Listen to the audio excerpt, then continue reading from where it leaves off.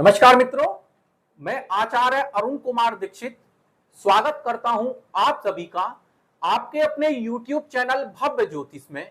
मित्रों, आज की इस वीडियो में हम कुछ धनी व्यक्तियों की कुंडलियों पर चर्चा करेंगे। इन कुंडलियों में पहले भाव, दूसरे भाव, 11वें भाव तथा 9वें भाव और इनके स्वामियों के संबंध को देखेंगे। इन व्यक्तियों के धनी होने में पहले भाव, दूसरे भाव, 11वें भाव तथा 9वें भाव और इनके स्वामियों की विशेष भूमिका होती है। क्यों? क्योंकि पहला भाव लग्न भाव होता है। पहले भाव से स्वयं के बारे में देखा जाता है, जिसकी कुंडली है उसके बारे में देखा जाता है। उसके बाद दूसरा भाव धन भाव, 11वां भाव लाभ स्थान, 9वां भाव भाग्य भाव, भाग्य स्थान। जिन व्यक्तियों की कुंडली में पहले भाव, दूसरे भाव, 11वें भाव तथा 9वें भाव और इनके स्वामियों का संबंध पाया जाता है, तो उन व्यक्तियों पर माता लक्ष्मी की विशेष कृपा होती है। अर्थात ऐसे व्यक्ति धनी व्यक्ति देखे गए हैं।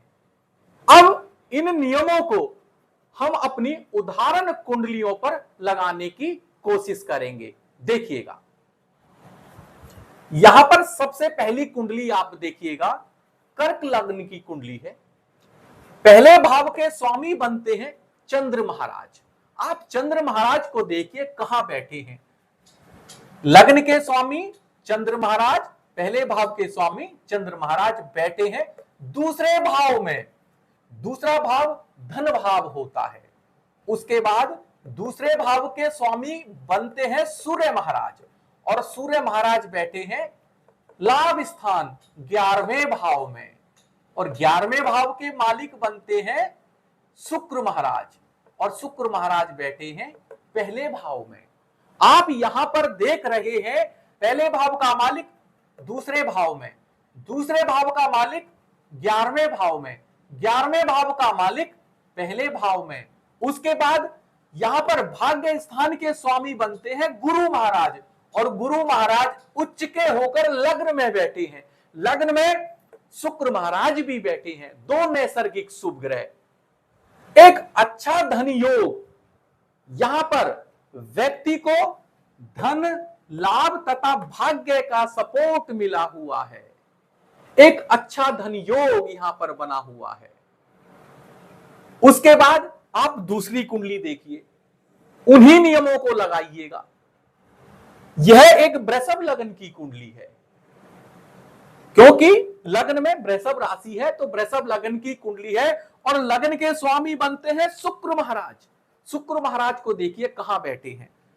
लग्न के स्वामी पहले भाव के स्वामी शुक्र महाराज बैठे हैं दूसरे भाव में, अर्थात धन भाव में। धन भाव के मालिक बनते हैं बुध महाराज। बुध महाराज बैठे हैं पहले भाव लग्न भाव में। यहां पर पहले भाव तथा दूसरे भाव के मालिक ने आपस में स्थान परिवर्तन कर लिया।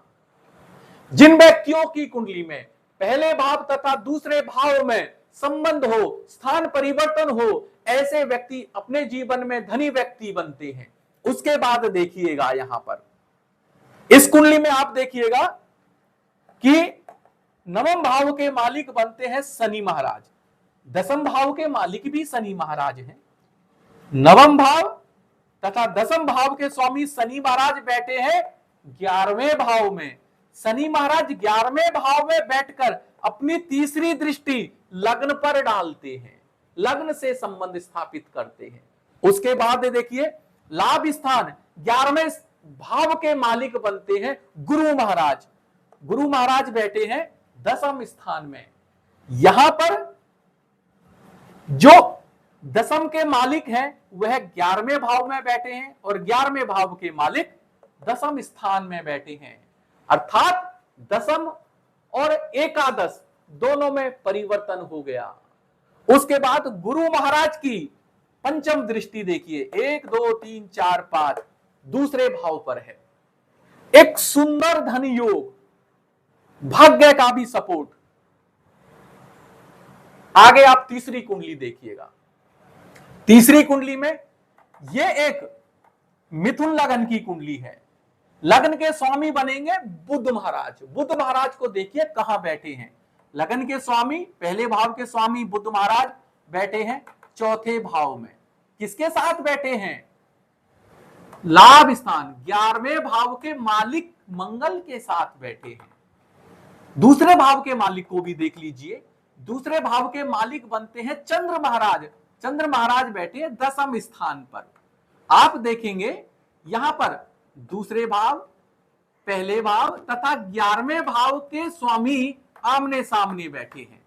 अर्थात मंगल महाराज और बुध महाराज चंद्र पर दृष्टि करते हैं, चंद्र महाराज बुध महाराज तथा मंगल महाराज पर दृष्टि करते हैं। ये आपस में संबंध स्थापित करते हैं। यहां पर लग्न, दूसरे भाव तथा 11वें भाव का सुंदर संबंध स्थापित हुआ।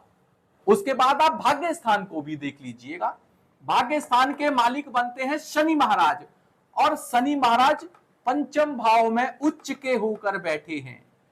और शनि महाराज की सप्तम दृष्टि आप देखिएगा 11वें भाव पर है, और 10वीं दृष्टि दूसरे भाव पर है। शनि महाराज की 3 दृष्टियां हैं, तीसरी, 7वीं तथा 10वीं। हमने यहां पर 7वीं तथा 10वीं दृष्टि के बारे में बताया। एक सुंदर धन योग इस कुंडली के अंदर भी बना हुआ है। वही पहला भाव, दूसरा भाव, 11वां भाव और 9वां भाव, और इनके स्वामियों का संबंध ही देख रहे हैं हम इन कुंडलियों में। उसके बाद आप चौथी कुंडली देखिए। चौथी कुंडली सिंह लगन की कुंडली। लगन के स्वामी बनते हैं सूर्य महाराज। अब सूर्य महाराज को देखिएगा, सूर्य महाराज कहां बैठे हैं? सप्तम भाव में।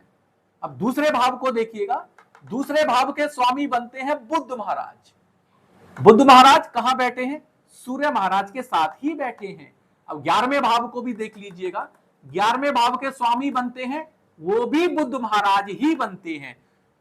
यहां पर पहले भाव, दूसरे भाव तथा 11वें भाव के स्वामी एक साथ सप्तम भाव में बैठकर लग्न को देखते हैं, अपना आपस में संबंध स्थापित कर रहे हैं। अब जरा नवम भाव को भी देख लीजिएगा। नवम भाव के मालिक बनते हैं मंगल महाराज, क्योंकि नवम भाव में मेष राशि है, और मंगल महाराज बैठे हैं पंचम भाव में, और पंचम के मालिक गुरु महाराज बैठे हैं नवम भाव में। अर्थात पंचमेश और नवमेश ने आपस में स्थान परिवर्तन कर रखा है। यहां पर मंगल महाराज ने 7वीं दृष्टि से 11वें भाव को भी देखा है। एक सुंदर योग, एक सुंदर धन योग इस कुंडली में भी देखने को मिला। इन कुंडलियों में हम चाहें तो और भी धन योग बता सकते हैं, परंतु हम यहां पर मात्र पहले भाव, दूसरे भाव, 11वें भाव तथा 9वें भाव और उनके स्वामियों के संबंध के द्वारा धन योग आपको बता रहे हैं। जिन व्यक्तियों की कुंडली में ऐसा संबंध पाए वो व्यक्ति निश्चित रूप से अपने जीवन में धनी व्यक्ति बनते हैं। आप भी इन योगों को अपनी कुंडलियों में लगा के देखिएगा। हमने एक डिटेल वीडियो धन योग के ऊपर बना रखी है, आप चाहें तो उस वीडियो को देख सकते हैं। वहां पर हमने डिटेल से बताया है कि धन योग में कौन कौन से भाव, कौन कौन से भावेश शामिल होते हैं, किस प्रकार संबंध स्थापित करते हैं। आप चाहें तो उस वीडियो को देख सकते हैं। और आशा करता हूं कि मित्रों यह वीडियो आपको पसंद आया होगा। अगर वीडियो आपको पसंद आया हो तो प्लीज इसको लाइक करें, शेयर करें और हमारे YouTube चैनल भव्य ज्योतिष को सब्सक्राइब करें। धन्यवाद।